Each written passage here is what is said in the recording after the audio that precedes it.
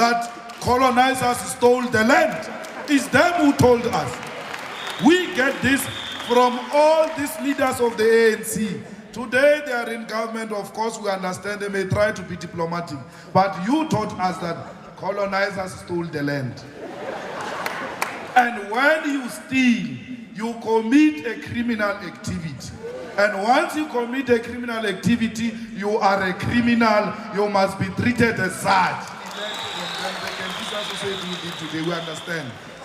They must be honorable in approach. But we don't have that responsibility. It's their responsibility. We say it the way it is. They must come and polish it. So that as long as the product is the same, we have no problem.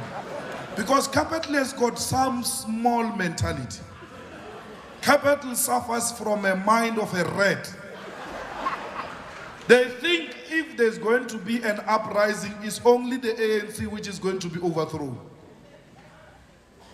They don't know that we'll start with them.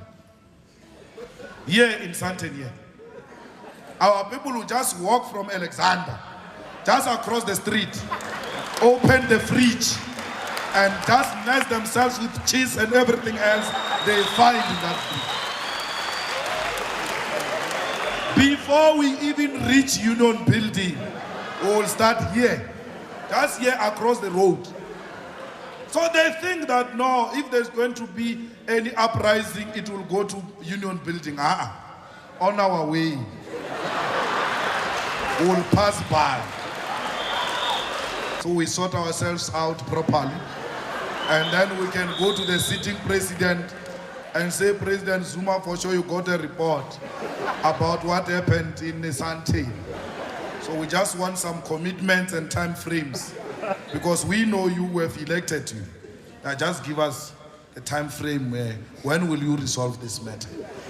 And then on our way back, we'll also pass by the Sante.